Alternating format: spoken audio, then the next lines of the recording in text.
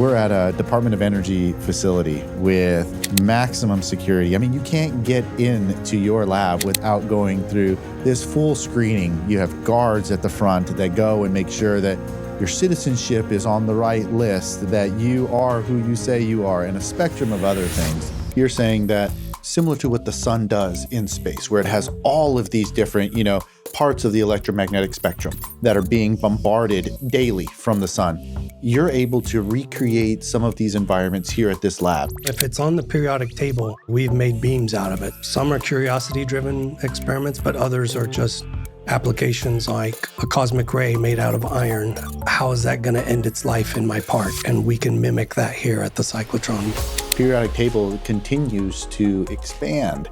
And with doing so, this facility is so critical in the evolution of the periodic table. It sounds like very complicated science that is happening on a daily basis here.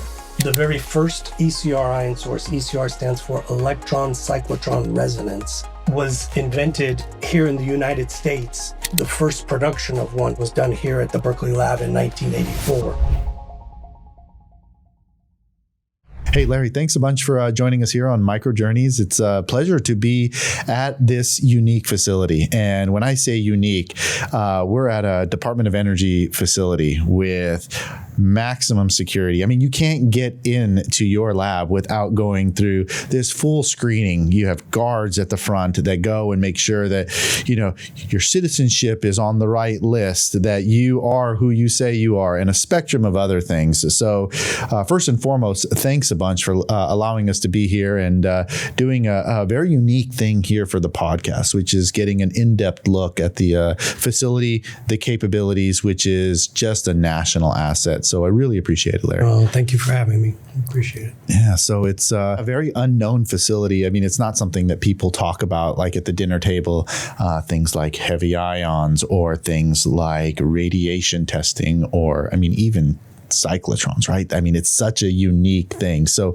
let's start out by, what is the facility we're at today, and how does it fit into the ecosystem of not only science, but just life in general? Great question. The facility started in 1961 after about a 3-year construction. And in those times, it was the first sort of modern cyclotron. Before that time, Lawrence won the Nobel Prize for the invention of the cyclotron, Ernest O. Lawrence, in 1939.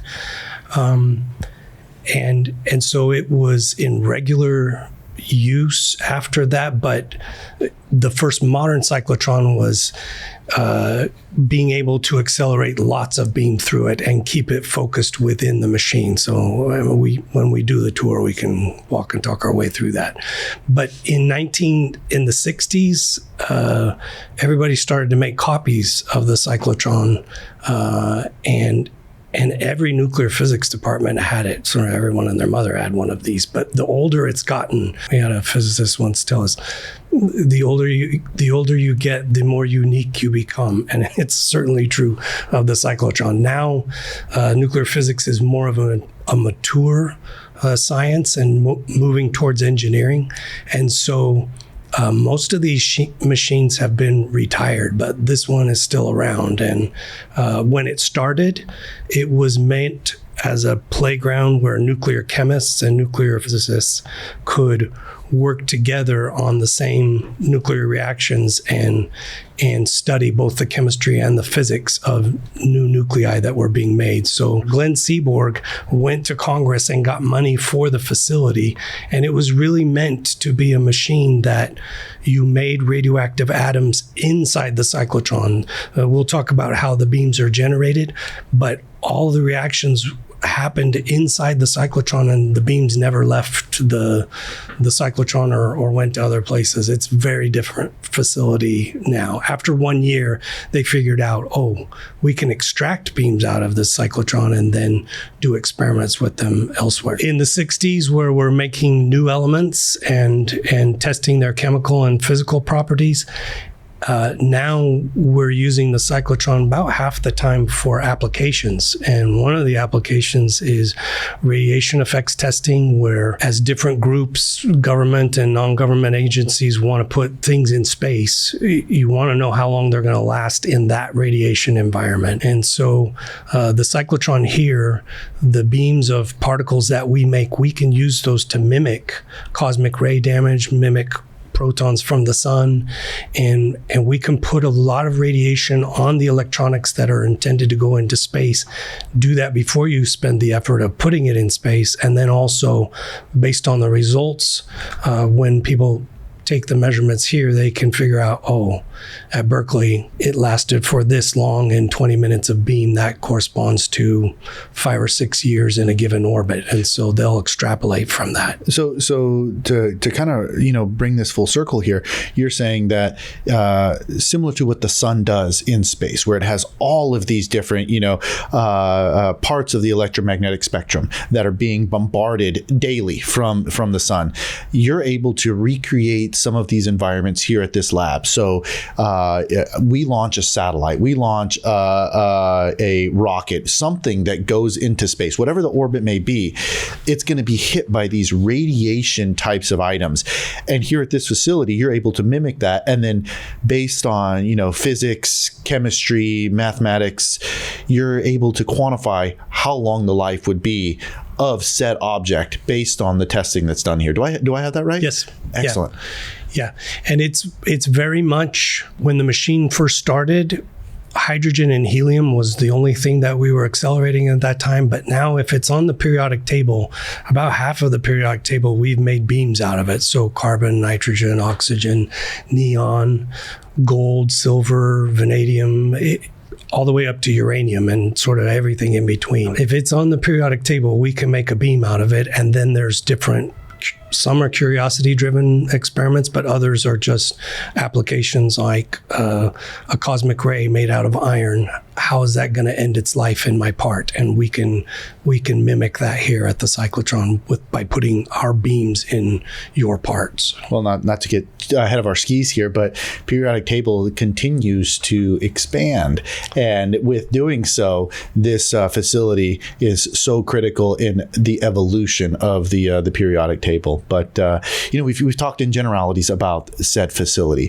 Can you describe kind of the layout of what this looks like? How do you get from nothing to a particle that would be similar to the one that the sun emits out, to testing things? I mean, it's it sounds like very complicated science that is happening on a daily basis here. Yeah, sure. We can do that. When the facility started, it was just hydrogen and helium that we were doing. And so at the very bottom of the cyclotron, there was a PIG source, a penning ion trap or penning ion gauge source. It's essentially a filament on a wire that you heat up and you put gas in there, and some of it will ionize. And at that point, we start to accelerate it. But these days, we have dedicated ion sources that can do much more than hydrogen and helium. We'll go up and take a look at these. The very first ECR ion source, ECR stands for electron cyclotron resonance, was invented here in the United States. The first production of one in the United States was done here at the Berkeley Lab in 1984. This let us do carbon and nitrogen and oxygen and other atoms that we then sent across. So this is upstairs. This is vertically looking down here. And we send down through the center of the cyclotron these ions and then use the cyclotron to accelerate them to a higher velocity. So a word about that. You've got a big 290-ton iron yoke magnet that's here, and an electromagnet that sits in between there in a plate. And with that electromagnet, we create a magnetic field in this vertical direction that serves the job of constraining those ions so that if they move in a plane, that they'll move in a circle. You can think of it as a tetherball. Kids, when we were in elementary school playing tetherball, the magnetic field forces the ions, which would be the ball, to move in a circle. And then the job of of the kids playing the volleyball is this D-shaped object right here. This is what gives a kick. And in a cyclotron, instead of competing against each other, you've got two people on either side that are cooperating to give kicks to the ball or to the ion. And as it gains energy with that kick, it moves to a higher radius. And the more energy, so every time it makes a circle, it gets more energy. And so it spirals out, and eventually we extract that beam and send it to an experiment. So those are the key parts of a cyclotron: the ions that you inject, the magnetic field that you produce to move it in a circle, and then this D voltage. So this happens, it's 80,000 volts that we place on the D, and we alternate from negative to positive depending on if we're on this side, we're pushing that ion away from us, so it's positive, and when it gets to this side, you flip that voltage to be negative, so there's an attraction, and it gains energy for each of those orbits. It gains about the charge state times about 70,000 kilovolts, and that's the energy it gains on each orbit. So it'll make 100 to 600 laps through the machine and then get to the desired energy, at which point we extract it. And you said that there's a spectrum, or I mean, even more, a cocktail of different elements that are going through here, right? Yeah. And so I have to assume that with said cocktail, there's a variety of different energies associated with these, right? Yes. That are all utilized for simulating this space environment, Yes. correct? So that cocktail ends up being an important part of our facility for those people who are doing radiation effects testing. They want to measure, as a function of the energy dumped into their part, deposited there, the linear energy transfer, they want to measure for more energy, how much does that failure probability increase? And if we had to do that with the machine each time, if I wanted to do this with all argon beams, then what happens is you have to retune the cyclotron for every energy that you want to measure. And that's 4 hours per argon beam species. If instead we take this combination of ion sources and we come in with a dozen different species of the same charge to mass ratio. So the charge state matters when you put it in the cyclotron. And if you go ahead and let's say I was going to do a charge to mass of a half. So a 6+ carbon atom has got a charge state of 6, and it's got 12 nucleons, 12 protons and neutrons in there. So that's a half. I can do the same thing with nitrogen, 7 to 14, oxygen, 8 to 16. If you put all of those into the cyclotron at the same time, that's our cocktail. And then the machine, it's a research machine. If you were doing this with a medical cyclotron, that's a one-trick pony, and it does one frequency, one energy, and that's kind It's of very what you're tuned doing. to Yes. that specific use case. This is more like a Swiss Army knife of cyclotrons, this particular one. And so it can do many different things. And so you can vary the frequency. So even though I may put 3, 5, even 12 different species into the cyclotron, when I change the frequency ever so slightly to actually reproduce the exact charge to mass ratio, because they each have slightly different charge to mass ratios, then even though there's 12 inside the machine getting accelerated, I can extract only one of them, and then we send that to the users, and now in a matter of minutes they can change the energy that's being dumped in their part, and so and map out that cross section in a few hours, where normally it would take 4 hours per point as you're doing each energy differently by specifically tuning a single ion. So they're just swirling around in here, and as you are ready to let one specific ion out, you tune it appropriately and it fires out, and then you tune it again and it'll fire a different one, and, Yep. and so you continue to have this flexibility with the cocktail of all of these different ions just Yes. kind of swirling around here. Yes. This is exciting, and it's hard to envision just by looking at a map and talking. So why don't we go take a little walk and see what this actually looks like in real life? Yeah, we can start here. I mean, so this is the wall of infamy going on. Everybody that's ever worked at the cyclotron, we get photographs of them. So all the way from the 60s, and then we go down, and somewhere around the mid 90s, it wraps around, comes back up the other end of the hall. So And most of the nuclear physics community that's where the pioneers has done work at the 88 at one point or another, especially in the early days of the facility. So you have a lot of people here that ended up being directors of the high energy physics and nuclear physics. Dennis Kovar in the Department of Energy. John Alexander from Stony Brook was a famous professor there, and others. I mean, all the way down. My thesis advisor is on here somewhere. Now these are some pretty not only famous photos, but some famous people, right? Why don't you describe who these people are? This was Lawrence. Actually, it looks like he's at his desk there. His desk's in a foyer of another building.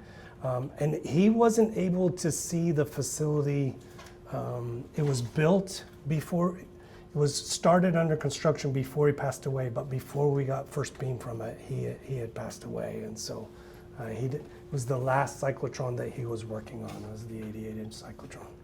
And then you've got... And then that's when you say Lawrence, that's... Ernest O. Lawrence. Same person that's in the movie Oppenheimer, right? Yes. Okay. Yes.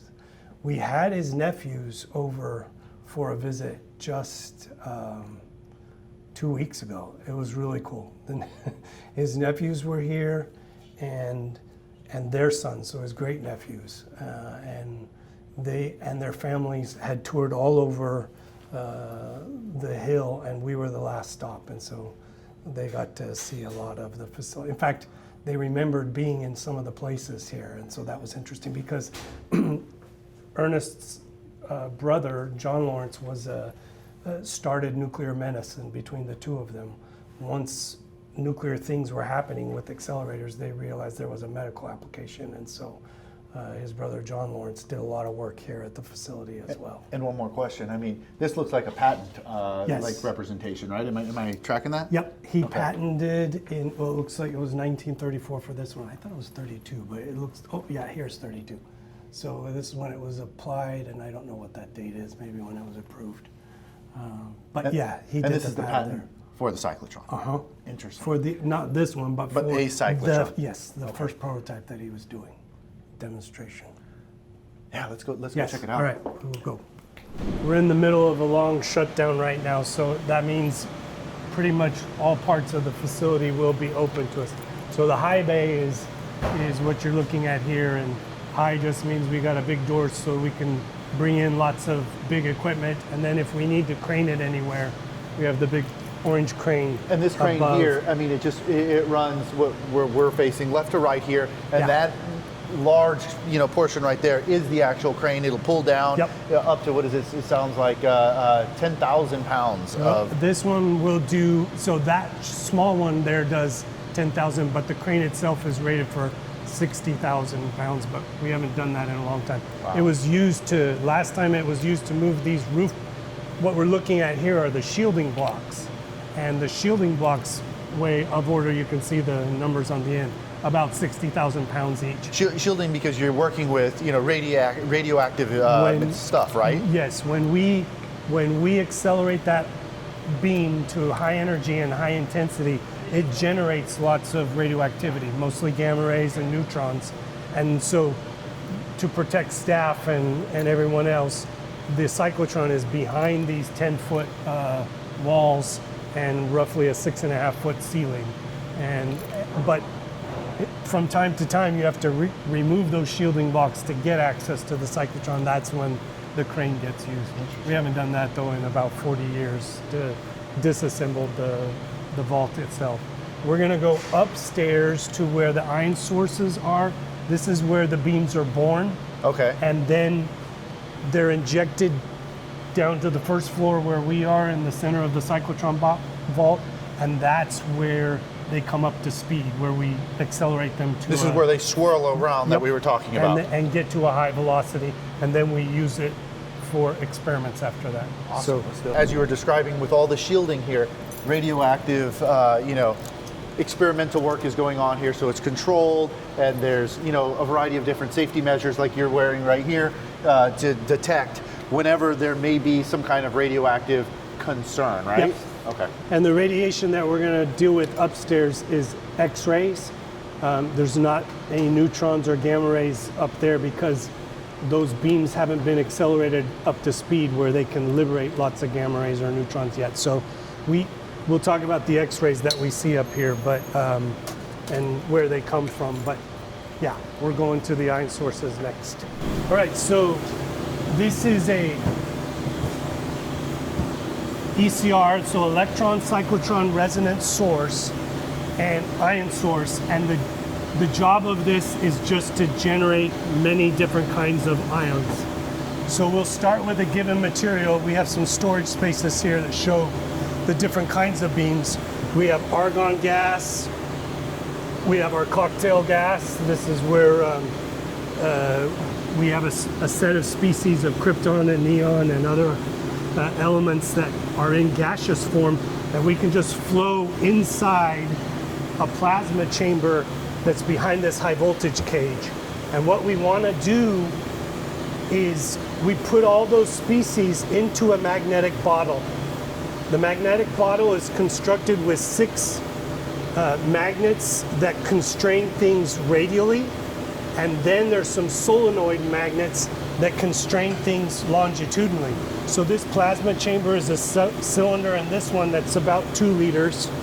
And the job of the magnets is just to establish this bottle that then we can send material in, and at that point we inject microwaves, and you'll see the microwave guides here. So in the same way that you microwave your food at home, we're sending in microwaves that match the magnetic field and then pump energy into that chamber, and it will excite the electrons. The electrons will orbit at a radius determined on the strength of the magnetic field that we put there, and they'll spin very fast. And as they run into the gas and other materials that we put in there, it will knock an electron off.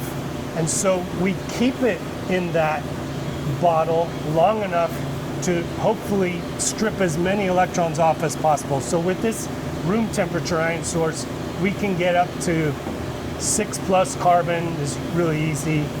So fully stripping all the electrons off of lighter materials, that's easy to do. Sort of neon, carbon, oxygen, that's straightforward to do.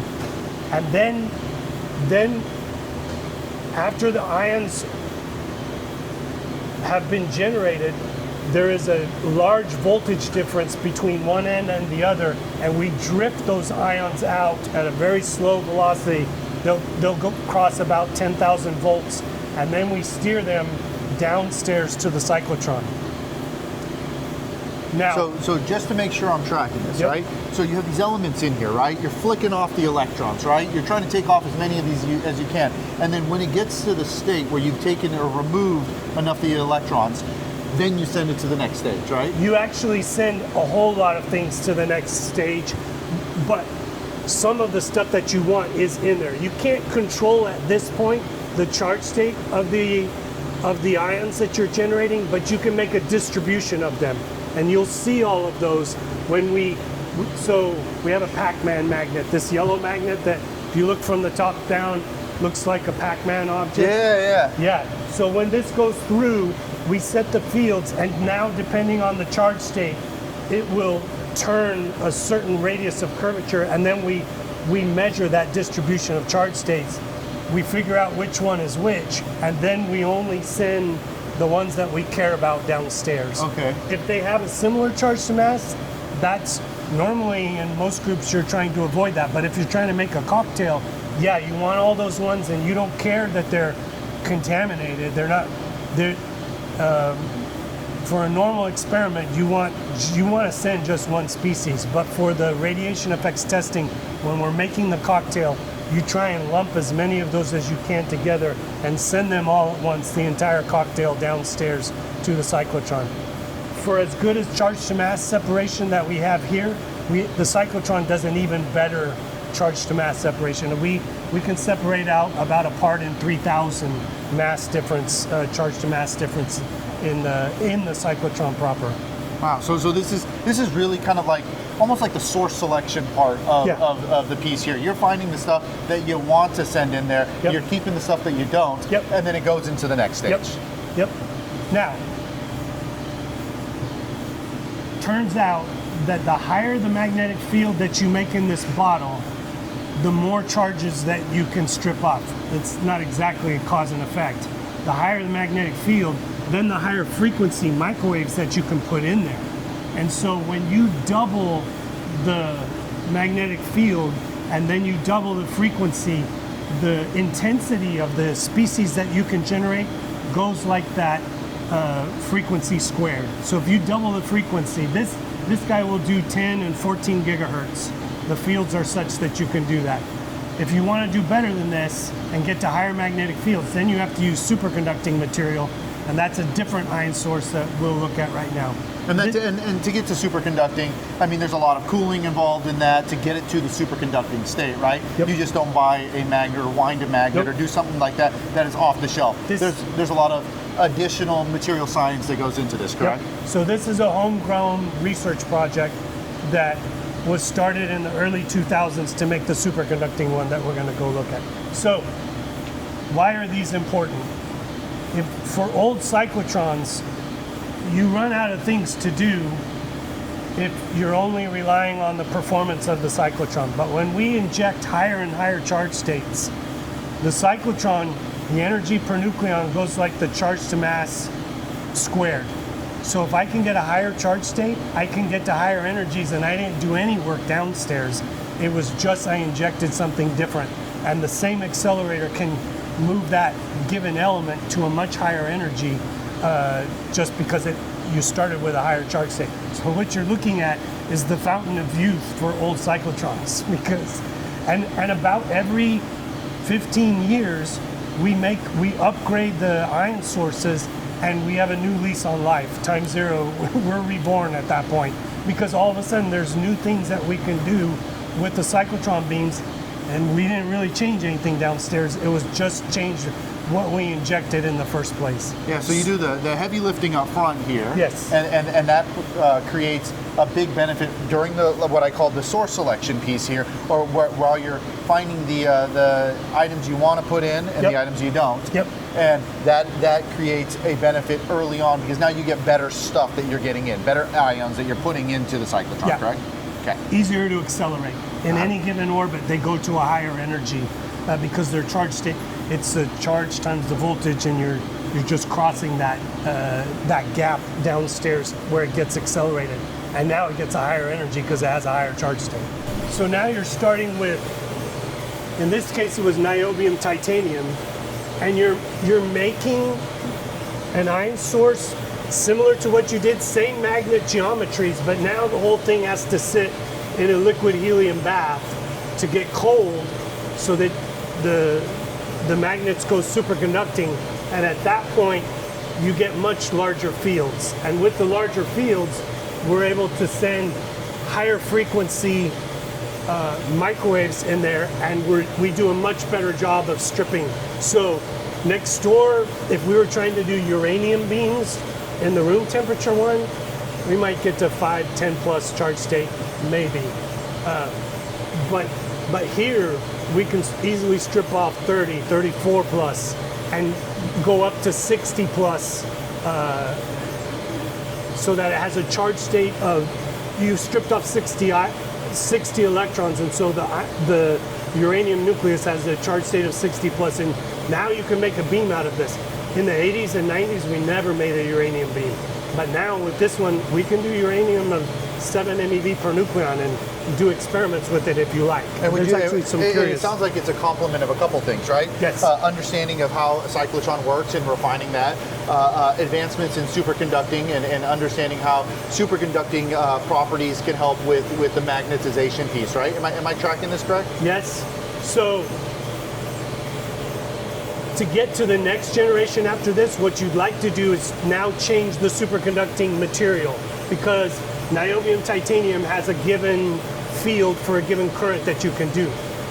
There are other materials that you can get to much higher fields, and so that is the next step forward. This source has been operational since about 2006.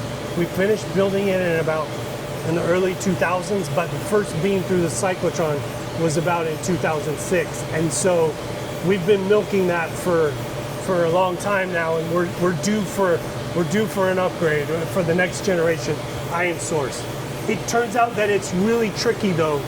When you change materials, the given geometry that we've chosen is not very forgiving. The two sets of magnets, the magnets that constrain things radially and the magnets that constrain things longitudinally, they fight against each other. They don't play nicely. It's just not an optimal geometry. It's a great bottle, it works, but if we wanted to simply change material and change materials but keep the geometry, that now becomes a mechanical engineer's nightmare to keep all that stuff braced together. When it fails, if those magnets move at all or shift, then the many liters of liquid helium that we've got in there, of order 100 liters, that when the magnets shift, they go normal conducting, they release all their heat from the currents, the I squared R in there, and all the pressure relief valves go, and you liberate all the helium. It just goes into the room, and it freaks everybody out because I'll be in my office 200 yards away, and you hear it in there, and there's 2 seconds of panic where you say, oh no, what just happened? What broke on the cyclotron? And then you hear the sound and you say, oh, I know what that is. Because we've had about 6 or 7 of these quenches. It almost sounds like a pressure cooker. When a pressure cooker like lets out its gas, yes, it sounds exactly like that. Is. Yeah, okay. Yeah. It's just, we never want to do that because it starts the clock at that point because everything's still cold, but you just let go all of your coolants. So if you keep running it, it's going to warm up and well, you can't keep running it. All the power supplies trip off. But at that point, you're running all over the hill and say, anybody have a couple 100 liters of helium that we can borrow? Because if we can cool it down within 24 hours, we can recover right away. Otherwise, we have to let it warm up. Yep. And then we may do some deferred maintenance that we wanted to do anyway. And then you got to cool it back down. And that's measured in 3 or 4 weeks. I think that kind of horse trade only happens at a national lab. Yes, I don't think that happens too often. Yes. But well, for us, it's happened 6 or 7 times over the last 20 years. And each one gets its own binder because you analyze it to death, because if you can find out why it happened, you don't ever want that to happen again, because each time you run the risk of breaking the ion source. But anyway, so what we have here, this is actually lead shielding. And the very first time when you put this on there, this is where I was saying this emits quite a bit of X-rays. And what happens is the very high energy electrons, they're much higher in the superconducting source than they are in the room temperature. There we don't have a lot of X-rays, so many. Here we generate a lot of X-rays. And so at that point, we started bracing on shielding everywhere to just minimize the dose so that you're not going to see it on here because we're shielding it all away. But that's the radiation that's generated here as we make the ions to go downstairs. And all these intricate protective details are just fit in without the air within the entire laboratory, right? I mean, every single time that there's something like this, you guys have already taken all the precautions to minimize any kind of radiation, whether it be gamma radiation, X-rays, sure. And it's just a part of the overall function of this facility, right? So yes, that's your integrated safety management. You first plan your work, you predict what kind of hazards you're going to encounter, you build something to compensate for it, you check that it works. If it doesn't, then you augment it, and that's standard procedure before we turn something on. Well, now, Larry, I can take a breath of fresh air knowing that, hey, I'm You're not okay. being exposed here. Yes. Now we're going to walk through. The gates open, the shield doors open, and this is where we walk through the 10 feet of concrete shielding to go and see the cyclotron 10 proper. feet of concrete. 10 feet of concrete. That is all layered right here. Yeah, and it's kind of jigsawed in place with resting on old plywood that's been there for 60 years and everything in between. Well, 2 parts that you can see and several other parts on the inside that are not accessible at this point. The gray is 290 tons of iron. That's just the iron yolk that contains the keeps the magnetic field. In the diagram, it was the rectangle that you showed when we were doing the sit-down portion of the discussion. Okay. Yes, and inside it though is a 10-ton copper magnet or copper windings for generating the roughly 2 Teslas of the vertical field that is established that keeps the ions moving in a circle. And all that we can't really see right here because it's buttoned up under vacuum. To make sure that people are tracking here, when you say Teslas, a lot of people will think, the electric vehicle. What do you mean by Teslas? So it's a measure of units for measuring magnetic field strength. Got it. And so 10,000 Gauss is 1 Tesla. And so you either measure them in Gauss or you measure them in Named after the Tesla. famous physicist Nikolai Tesla, if I remember correctly, right? Yep. And then the blue tank is where we establish the frequency with which we're going to accelerate those ions. So this is a variable frequency machine. It can do from 5.5 megahertz up to 16.5 megahertz. And so that frequency that you care about, we use the tetherball analogy, but the other one to think about is if you're swinging your kid or your grandkids in a swing, when the particles are doing their circular orbit, when you decide to kick it with the little copper D that's there to do the acceleration, timing is everything. Because if you come to accelerate it and it's not in the acceleration gap, we need a diagram for this, sorry. But there's a D-shaped electrode that's in there. And once you come to the flat edge of the D, you need to time that. So because that's when you're going to change voltage. And we've got 70,000 volts on that D. And then with megahertz frequency, you're switching that voltage. So that's a tremendous enterprise all by itself. Keeping the high-powered RF working, that's sort of the number 2 things that breaks down on this cyclotron. And the precision timing associated with it. The precision timing associated with that. Now, it doesn't have to be, it needs to be constant. It needs to not vary. But you tune the tank so that it's in resonance and that you've picked the frequency that you need to do to get the energy that you want out of the machine. And so, but that's what the blue tank is there. It's a big inductor combined with a big capacitor, and all of it's variable, and the operators will just tune that up until it resonates and they're able to accelerate ions all the way through the circular orbit until it exits the machine. And one of the things that I've always been interested in is you see these little portholes, right? Yep. And these portholes give you a window in to an area that is not safe for people to be in, correct? Yes, well, the whole vault, so nobody's in here when the cyclotron's running. Okay. So that, the personnel protection system guarantees that everybody's out. And so this, dirty little secret, we come in, we need the ports because when we have a water leak, we need to have an idea of how big it is or how small it is. If we come in and through the ports we see it snowing in there, we know we have a big water leak. If it's not visible, then we can start to gauge, all right, how are we going to address this water leak? And it will mean opening up. But when we're debugging, we need to see in there and see the state of the inductor and see if the state of the capacitor and if we can see the water leak directly. Interesting. So we're right now in an area when there's active testing. Yes. The cyclotron is On and doing its operation. You can't be No here. one can come in here. No. This is incredible. Yeah. Nobody's here. We'll put cameras in here so that we can watch. We can see things. We don't usually put cameras on the RF tank, but in the cyclotron proper, if we've got a sparking issue, we'll just go ahead and set up a telescope on the outside and put it on there and pipe the image out to the control room and then see what we can see in terms of where the sparks are coming from. Yeah, it's always a work in progress in terms of tuning the machine and getting it right.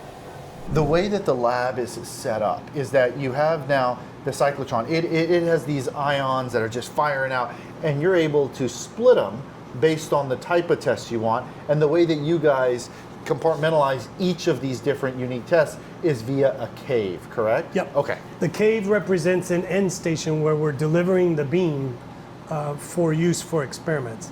Now, this cave is extremely unusual because there's not a beam line that brings the beam. Every other cave that we go in and see, you're gonna see pipes that bring the beam to a target position, and then you'll see detectors around it. And that's the traditional way that we do charged particle beams. But for the neutron beams, we start with a deuterium atom, so a proton and a neutron. That thing is very loosely bound. And so with just 2.2 MeV, million electron volts, that doesn't sound, it may sound like a lot, but it's actually a very tiny amount. And that will break. The proton will stop in a production target, and the neutron just keeps going at 0 degrees. And then we aim where we dump that. So on the other side of that wall, we've got a station there where we break up the deuterium beam and we let the neutrons come forward. And they'll hang a target right there at that ruler station. And from there, they will scatter neutrons with different neutron detectors measuring and gamma ray detectors down below here. And they'll do normal, regular nuclear physics experiments, but with a neutron beam instead of a charged particle beam. Neutron beams have been around forever. However, I don't think when they first did this in the 50s, I don't think anybody truly appreciated how intense of a neutron beam you could develop. So this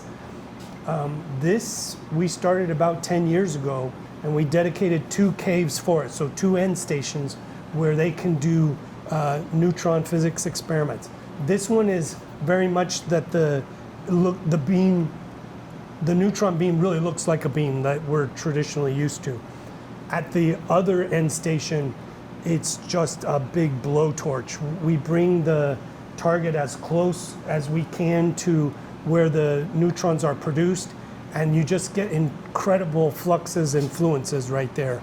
And so we'll do testing of damaging of materials, and actually the radiation effects testing community, the chip testing community, is interested now in a lot of neutrons hitting their parts all at once, and we're able to do that in a fairly unique way, factors of 10 to 100 better than anywhere else in the world can do it. Well, and this is important because you were talking about at the very beginning, the sun emits all of these different items from the electromagnetic spectrum, and we focused a lot on ions. But there's a spectrum, right? There's ions, electrons, neutrons, protons, X-rays. I mean, there's all this different type of bombardment. So being able to have the utility of doing neutrons and ions at the facility gives more of a glimpse into how things will operate or be able to sustain themselves in space, right? Yes. The other thing that's extremely unique about this is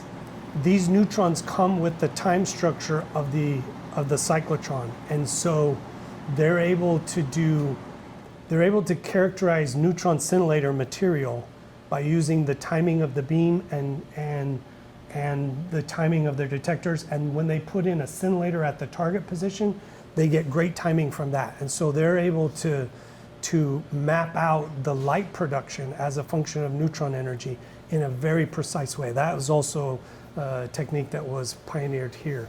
And we do a fair amount of work.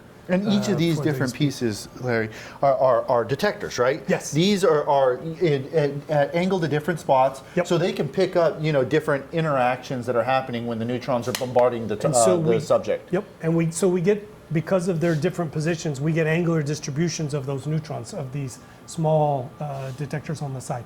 On the bottom, same thing, angular distribution, but of the gamma rays that come off. And so we get coincident information there of both the neutrons and the gamma rays that are emitted if they've got a uranium target in there and they're looking at characteristic energies and reactions. That's one thing. But also we do it for engineering tests of new scintillator materials. Yeah, so you have the subject here. You're hitting it within the neutrons, and you're seeing the after effect. what happens post neutron strike Yep. with each of these different detectors. And based on whatever the sample is, there'll be subtle different interactions that are detected by each of these different pieces. And the aggregate of that is what you're trying to capture. Yep.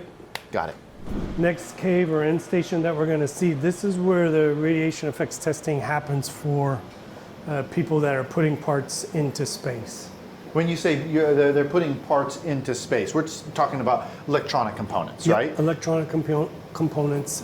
Sometimes it's individual components. Oftentimes they'll test entire systems and it'll be on a board or you'll be testing a part of the system. But what they'll do is they will literally place their parts that they're worried about in space in our beam, and then at that point we expose it to the beam, and they're able to calculate crudely, does 2 + 2 still 4 after it's been exposed to radiation? Is it still functioning the way it was intended to, or have some bits been flipped?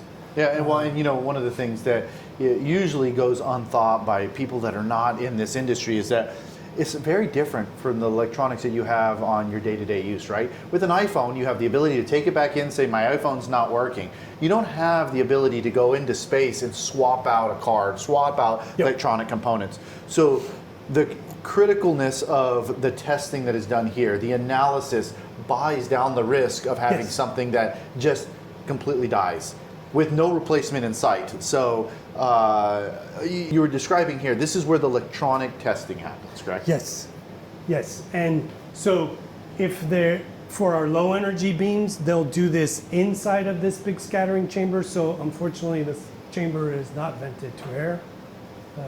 It's under vacuum. But inside, they can place on a motion table their parts and sweep their electronics parts through the beam, and then they're able to look for upset bits while it's being exposed to a given amount of radiation, and then they can go away and say, well, at this particular orbit, this is how much radiation we'll see. So based on the performance at Berkeley, we expect this part will last 5 years, 10 years, whatever it is. This allows you to turn on your electronic components, right? This allows you to not just have a component that's just staying stagnant, but rather it's excited like it would be in space, right? Yep. And you're bombarding it with all of the different radiation that simulates the environment it'll be in, correct? Yeah.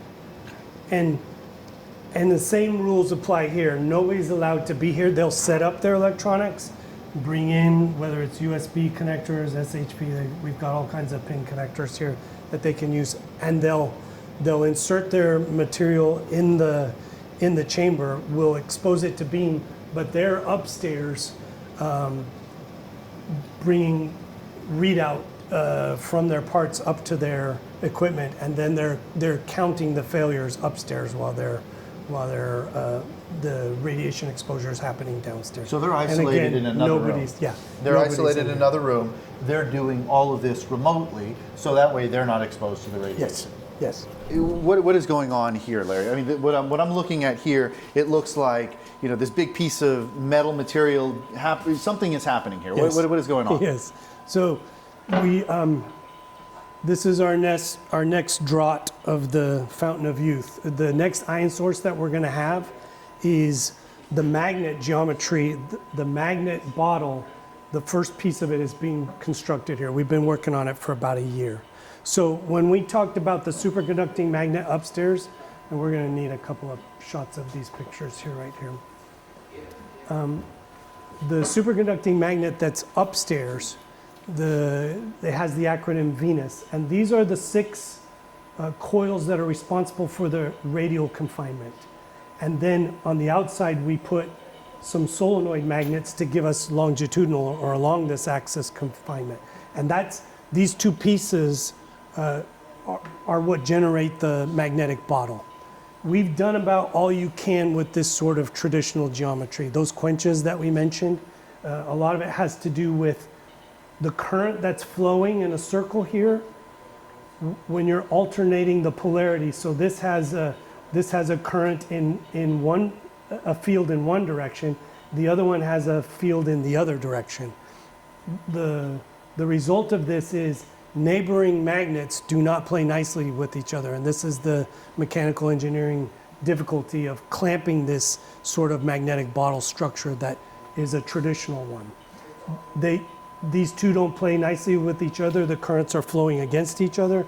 And worse, they don't play nicely with the solenoid magnets that are slipped over the top. So one of our clever scientists figured out, well, I can get that same sextupole geometry by running one continuous magnet, and then I get not only the sextupole or the radial confinement, but now when I look at the current flows on the end, it's all going in the same direction. That gives me the solenoid, much of the solenoid magnetic field that I need in the first place, and I have the same thing on the other side, and now I just need to supplement it with very small magnets here, and this is a much more efficient geometry. This is going to be much easier for the mechanical engineer to clamp at the end, because he doesn't have these magnets fighting each other. I'm assuming that these are like pinch points, right? Where you have, these competing forces and they just kind of squeeze together and then they release, right? Not only do they pinch, but they slide. And so it's a very difficult mechanical engineering problem to solve, is how to keep these things motionless when you put all kinds of current through it. Well, and once again, I mean, you don't really go to Best Buy and buy these magnets. No. So how does one get from concept? When we first pitched this idea of this, we think this would be a much more optimized geometry. We took it to the experts and they looked and said, this will be too hard to wind. And they're not wrong. It is extremely difficult to wind. But we couldn't engage them in 2014, so we said, fine, we will develop the tooling and we will wind one ourselves out of copper. We did that in 2014.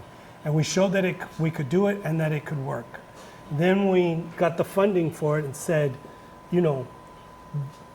this optimized geometry, you're gonna want us to be successful at this, because then you can change the materials and go to higher magnetic fields, and you've lowered your risk, because this geometry is going to be clunky to clamp, but this one is going to be much easier to clamp. So we took the same material that's in in Venus, the niobium titanium, and now we've wound this geometry. So it's 24 layers of magnet material. We're on the last layer right now, number 24. We're going to be finished with it next week. And then at that point, we check the box of completing it. We need to test it. We need to cold test it. We need to put some solenoid magnets around it. That'll only take a couple of months. This has taken us over a year to wind this magnet. So when you're saying you're winding this, Larry, yes. Let me make sure I'm tracking this. So you have this metal material here, yep. And you by hand here at yep. the lab are creating this geometry into here. Yep. And based on that, the meticulous detail of going in and ensuring that all of this wind happens with a highly magnetic, piece of, this is incredible. So it's not maybe obvious here, but this has a rotation on this table, and then this thing can rotate as well, because you have to come at all kinds of different angles. This is on constant tension to a big spool of wire at the back, but then our technicians have to wind this, get it against the next winding that was there, clamp it in place. For a racetrack coil, that's easy. You just keep it under tension. You just wind circles. Yeah. It's a piece of cake. Uh-huh. This you do in weeks. This has taken us more than a year.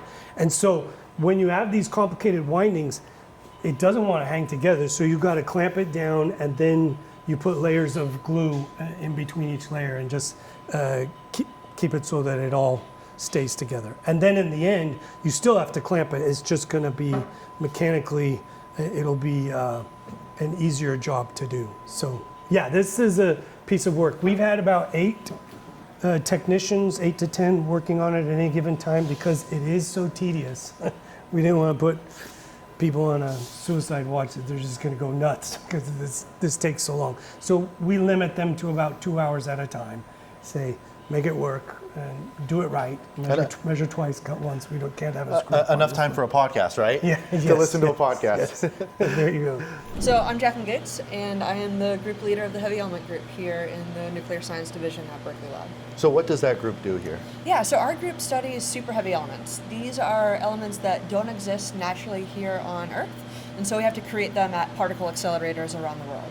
When you say that they don't exist here on Earth, I mean, scientists have this periodic table, right? I mean, is it something where you're looking to expand the periodic table? Is it something that you're trying to recreate some of the other elements?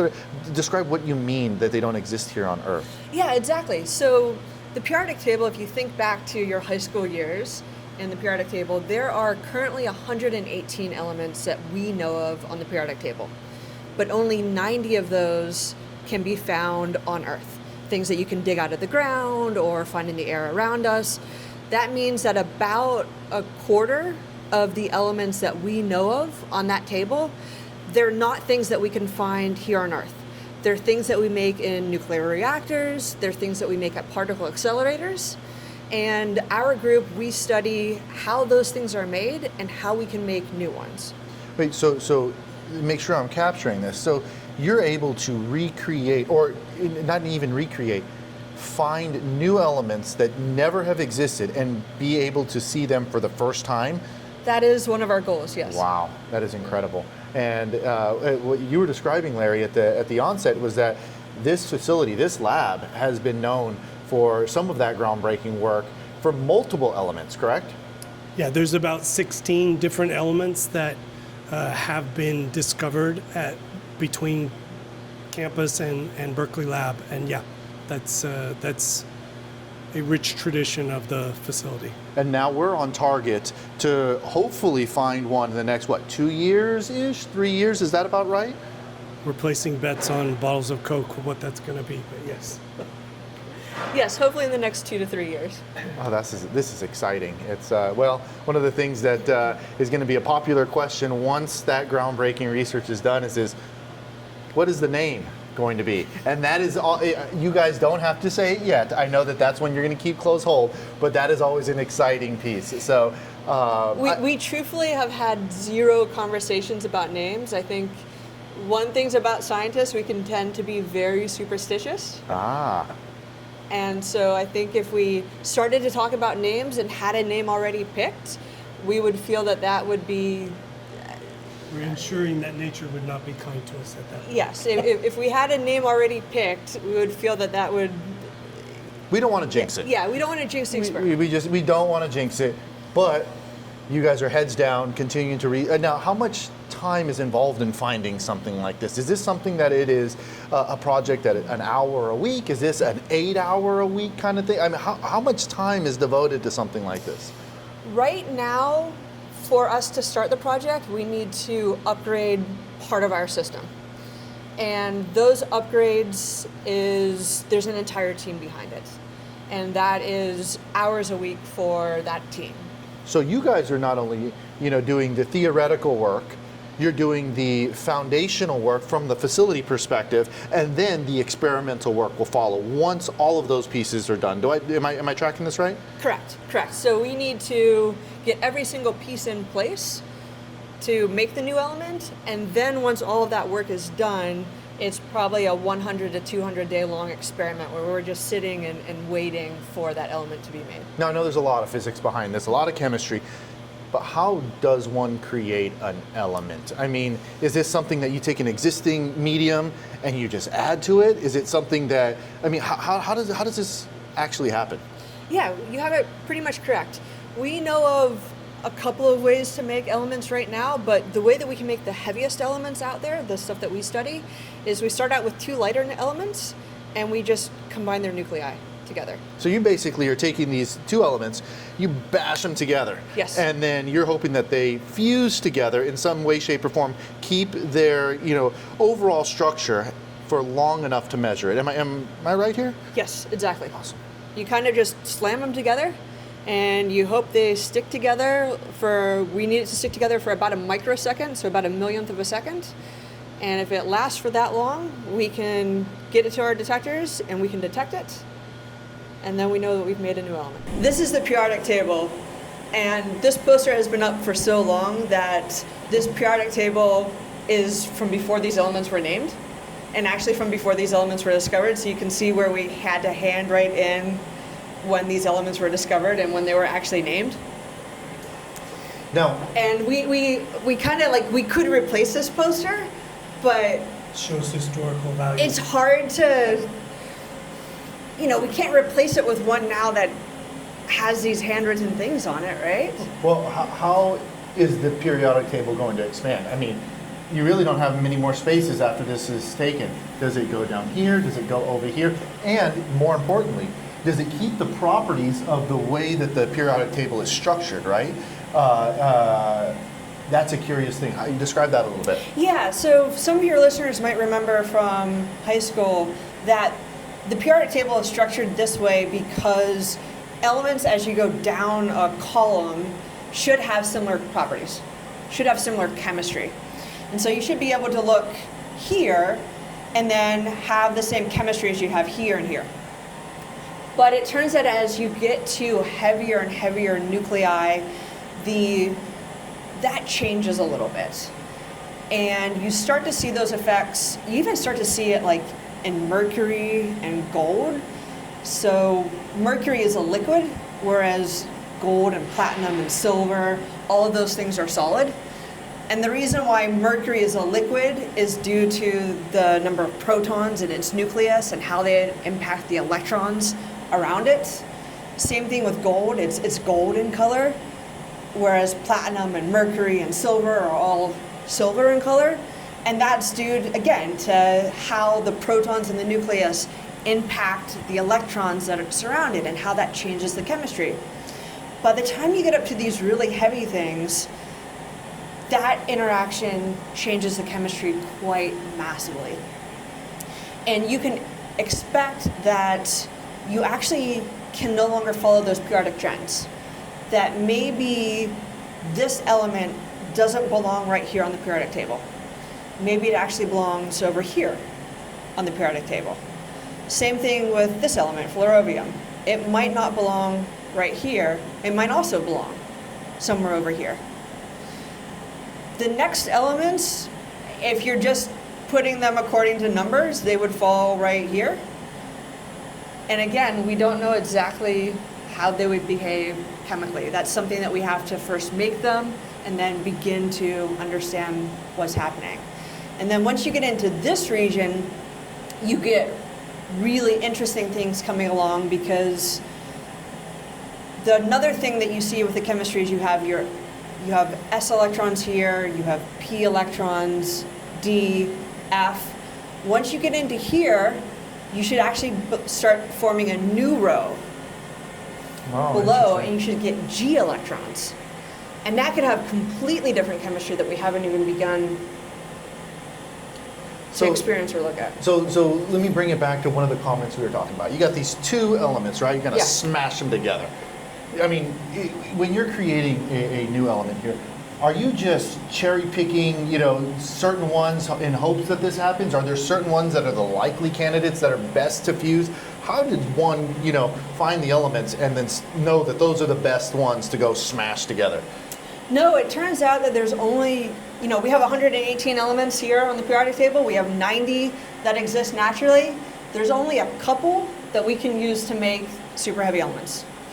And if we're looking to make something new, it turns out the best combination is to take the actinide series. So that's your uraniums, neptuniums, plutonium, something like that, and combine it with like a titanium, a chromium, and iron. Specifically, we're looking for element 120. That's going to be what we're aiming for. The best reaction is californium and titanium. Californium has 98 protons, titanium has 22. What determines an element is how many protons you have. So 98 and 22, that makes 120. Interesting. So one other question on this, because there's so much science behind this, and we could talk about this for quite some time. We talked about the protons, right? And basic chemistry, right? You have protons, neutrons, electrons, right? Yes. what happens to the electrons when this smashes together? Do they all stay intact too if you create this, or is it dealer's choice? Does something magically happen where you just kind of find out what it does? No, they don't stay intact. Okay. So some of them stick around, but some of them don't. And in fact, that's actually part of the definition of what an element is. You can fuse those two nuclei together, and you can get all of those protons and neutrons to stick around. But if that nucleus doesn't last long enough for an electron cloud to form around it, it's not an element. Interesting. So you could create the happy marriage of the protons and these neutrons, and it's all working there. But no electron cloud, no dice, no new dice. element. Oh, interesting. Yeah. Okay. Luckily, that happens very quickly. Okay. It takes about 10 to the minus 14 seconds. Okay. But So you're like in the femtosecond kind of range, right? yes. Okay. But there is an actual definition that for it to be an element, it has to last long enough, or that nucleus has to last long enough, that that electron cloud has to form, and it has to come down to its ground state configuration. So, yeah. Man, there's even a rule book on how to create elements. So there's a certain pathway to do this. So, well, fingers crossed that you guys are able to bridge this gap, and who knows, maybe the next time that we're here, we can see something penciled in right here. That would be nice. All right, you want to see your business then? Do you want to say anything about the isotopes? Or does Yeah, it do get- you want to does try it to get- explain isotopes? Does it get too complicated? I don't know. This is kind of how a physicist views the periodic table. Yeah, well, I mean, Right, my only so- concern is when, let's skip it. And here's why I'm saying we skip it. Because you start getting, this is a new chart for people to just kind of now mentally pick that one. Yes. I mean, periodic table you learn in high school. No, 100%. Right? Here, So- now you're looking at the element, and you're looking at, oh, okay, well, here are all the subsets of the element, and then sometimes there might be more, or like there's a lot. No, right? the only like really interesting thing is that you can look at the lifetimes here as you go across, and you can see that they get longer as they go across. As you add more neutrons, you're getting longer and longer and longer lifetimes. Now, we think that there's something out here called an island of stability, where if you can add enough neutrons into a system, you can get long-lived or even stable, really heavy nuclei. And at that point, you might be able to find things that you can find applications for.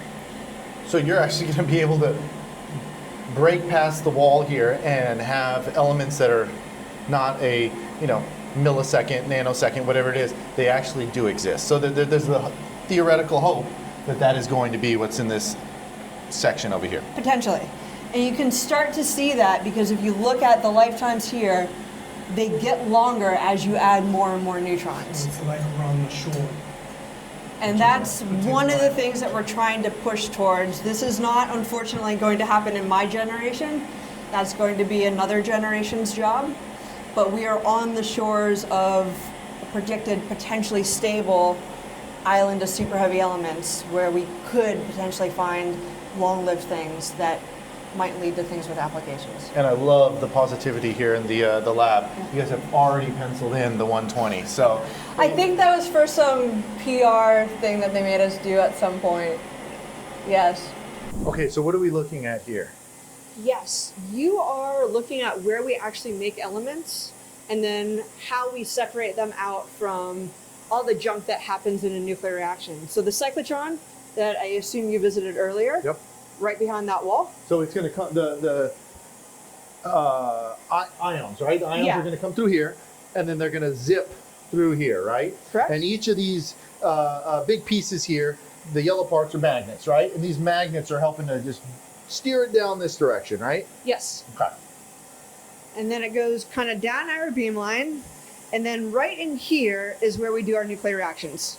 So very small space.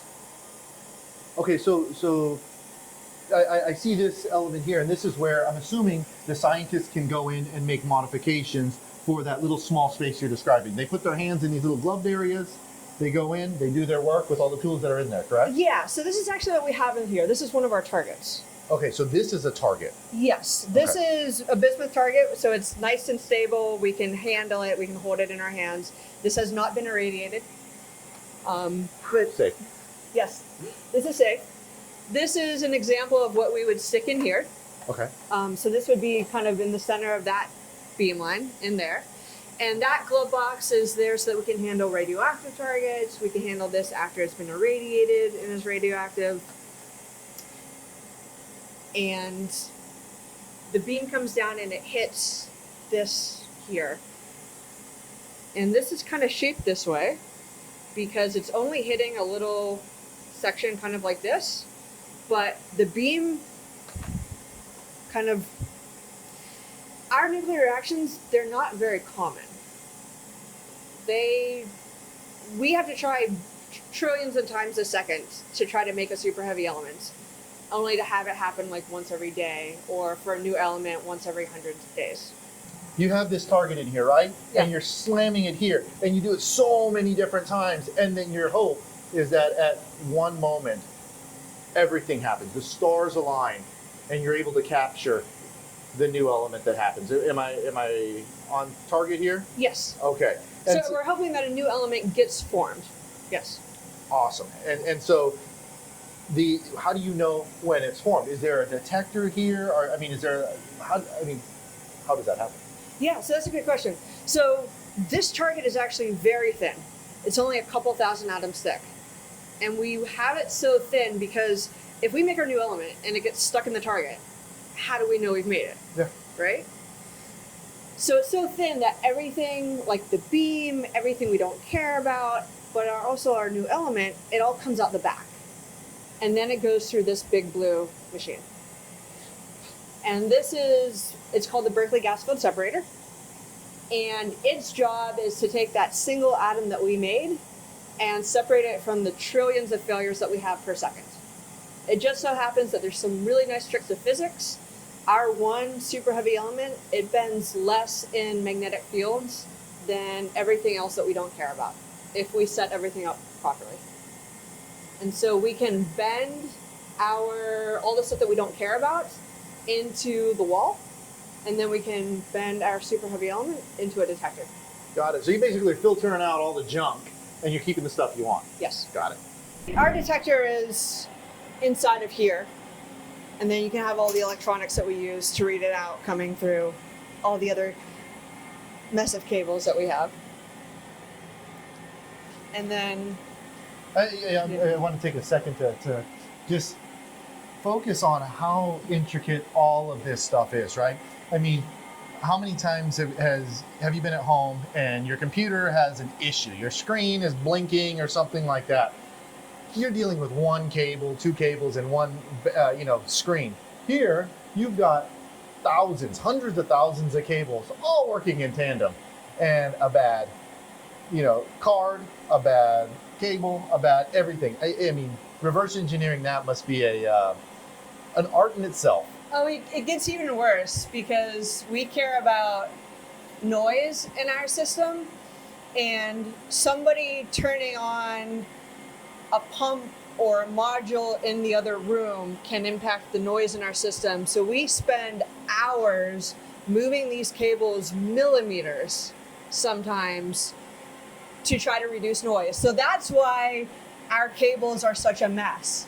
Is before each and every experiment, these things have to be moved millimeters at a time for hours or sometimes days to reduce noise, and it is a different configuration for each and every single experiment. And so we can't just put it into a nice, beautiful configuration and leave it. So there's a method to the madness. Yes. So you were going to talk about this cavity right here. Yes, this is a mock-up of what our detector looks like, except the coloring is the complete opposite of what it is in real life. But we have in that chamber a silicon detector. Okay. And our heavy ion flies through and it hits this silicon detector. The green on this is silicon for us. And silicon is great because when something hits it, you can see that energy in the silicon. It gives you a little bit of a signal, and we can record that on computers. For super heavy elements, when they come through and hit, they give us a little signal, and then the stuff that we make is wonderful because it doesn't exist for long. It decays into something else. And we can see when that happens.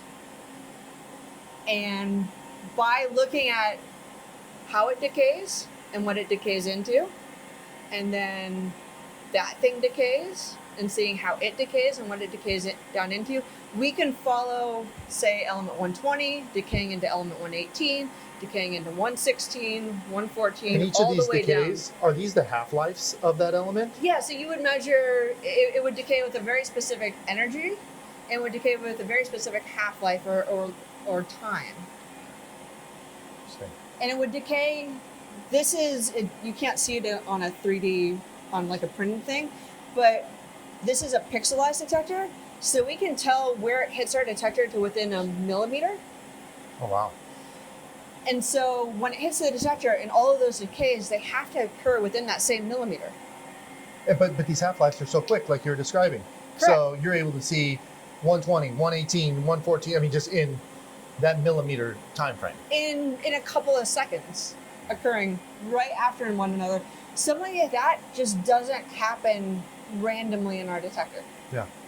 When you see it, it shows up very clearly, and we know we've made element 120 or 116 or whatever element we're looking for. This is incredible. Oh, there she is. There's our little Fiona. Little Fiona. Guess you better say the acronym. Oh yes, Fiona is for the identification of nuclide A, where A means mass in physics terminology. And this is an instrument that gives us the ability to determine how many protons and neutrons is in an ion that comes through it. And this gives us just the ability to determine protons and neutrons. We've also been building, or have recently gotten, a new instrument that allows us to do high precision mass measurements. And so this allows us to really weigh something down to, like, instead of just determining, like, do you weigh 150 pounds, it's do you weigh 150.1529638, something like that. So this is like, you know, does a nucleus weigh 150 mass units? This is, does it weigh 150.1925, whatever I just said. Yep, and the significant figures matter because Yes. in the scientific community, you want to get as specific as possible, either to recreate the test, to prove out your results, or a spectrum of other things. Maybe there's a utility if you're able to, do this on a number of, instances that you could use that mass measurement for. Right, and they have very different scientific purposes. There's some research that we do where we only need the lower precision measurements, and this works very well for those ones. And then this one does the higher precision. It is a little bit less efficient because it takes more atoms to get those higher numbers, but it gives us very different physics information out of it. And I don't know. That wasn't very good, but so this one we have been mainly using for doing chemistry. We have been doing reactions inside of the other cave and then seeing what chemical species come out and learning all sorts of things about the actinides and the super heavy elements and how they perform chemically over here. This one, once we get it up and running, is going to start telling us about nuclear properties. It's going to tell us about the shapes of the nucleus. Do they look more like footballs? Okay. Or do they look more like beach balls? Or do they look more like pancakes? Interesting. Things like that. At Chemistry 101, they always show you the circle diagram, and it looks like a spear, right? Yes, But that is not true. That's not how most nuclei look like. And so we'll be able to begin to probe a little bit how they look. And most kind of, if I'm right, tend to look more like footballs. But we'll be able to see exactly how football shaped it is compared to how sphere shaped it is. We'll be able to, probe more things like that with this instrument. Well, this is exciting. Yeah. Thank you. Larry, that was a great tour. I really appreciate, giving this behind the scenes look. It's extremely rare to see, such large equipment working in tandem with all of these different cables and magnets and the such. this is what is going on today. Where do you see the future of the facility? So we talked about 3 different legs of a stool that the facility rests on right now. It's the neutron capability that we have. It's the beams for the super heavy element and the program that the Department of Energy funds here. And then there's the radiation effects testing. And each of them have a next step that requires resources, but is the next big thing that we'll be working on. For the neutrons, right now, we take all of our beams. The neutrons are made from deuterium and positive ions of deuterium. So right now it's a positive ion machine. If we flip the polarity of that magnet, and for the times that we want to do hydrogen isotopes, we instead inject negative ions, then the extraction capability is simple. You put in a simple foil at the exit of the cyclotron, you strip it, you strip the beam so it goes from negative to positive, and it sort of self-extracts. Currently, we lose about 40% of the beam just in the sleds and the deflector sleds that take the beam out of the machine. We would get a significant improvement in our intense neutrons by going to a negative ion species for that work. So that's number one. Number two, for the super heavy elements, right now, calcium 48 and titanium 50, those are the beams, those are the workhorse beams for making the new isotopes, the new elements. When we finish with the new element search for element 120, that will have been done with the titanium beam. If it's successful, then we're going to want to produce very intense chromium and iron beams. And that's great because of our world-leading ion source group. They specialize in doing things that are difficult to do. And so one of the cool things about this is that if you discover this new element, you get the naming rights, right? Well, I don't get the naming rights, but yes, the research group gets to name that. And yes, that is one of the things that you get, the bragging rights, is you get to do the naming. The laboratory has discovered 16 different elements, and you can look at the names of some of them and see the sort of the UC Berkeley influence in those. So you have californium, berkelium, fermium, nobelium. All of those were named by Berkeley Lab, and you see the history of where they're gearing for. But it's been a long time since we've been involved in a new element search, not since the 80s. But that's what we would do next there. And then the last one for the radiation effects testing, this one is kind of interesting because there is an opportunity. In 2018, we turned in a proposal to the Air Force to take our fairly low energy beams that we use for radiation effects testing now. We go up to about 20 million electron volts per nucleon, MeV per nucleon. And the community would much rather be at sort of 100 MeV per nucleon or more. And so we sent them a proposal of how we would boost our energies that come out of the cyclotron to something higher with LINAC sections, linear accelerators, and stage one right after the other. And when we got to the end of that process, the community wasn't that jazzed about it because they knew that bite into the time that they were already using. They use about 2,500 hours per year. And if this new capability, it was a new capability, but it wasn't adding an additional hours that they were going to get. And they were kind of slammed for hours and they wanted more and more. So, but at some point we looked at, well, could we make this a standalone facility? And two things happened. One, we figured out you could, and you could get up to those sorts of energies. It's a low intensity, not very useful to the nuclear physics community at first blush. But once we looked at how we would do that, if you have this standalone capability and right next door you're producing these super heavy elements, the bleeding edge super heavy elements are one a month or even one a year. But the lighter super heavy elements, we can make it one a second. And now you could take that yield from one a second and bringing it through Fiona, you could inject this into the second accelerator and run those up to 100 MeV per nucleon. And even though there's a few atoms per second, this was the early days of nuclear physics. You would do a Coulomb excitation. You take that making a beam now out of the super heavy elements, even though it's low intensity, you put it in a thick target.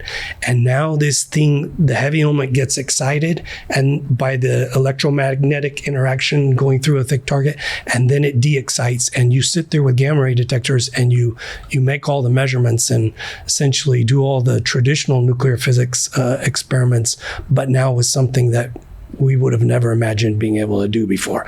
That's more of a moonshot, and so it's not really a close next step, but that is something that could be done if we put a standalone accelerator for radiation effects testing. We could get the Department of Energy interested in that and have a separate science program from that. Well, I mean, you couple these three legs of the stool that you were just describing with the groundbreaking work, the dedication at the facility, all of the intricacy that we got to see on tour. I mean, this facility is not only setting the stage, has set the stage, but is looking towards the future in not only space exploration, but all of these different other pieces. So, Larry, thanks a bunch for joining us here on the podcast. Thank you for having me. I really appreciate it, and thank you for the tour. This was exciting to go see. Like I said, a very unique, in-depth look at something that most people will never ever see in their lives. So, thank you again. You're very welcome. Thanks.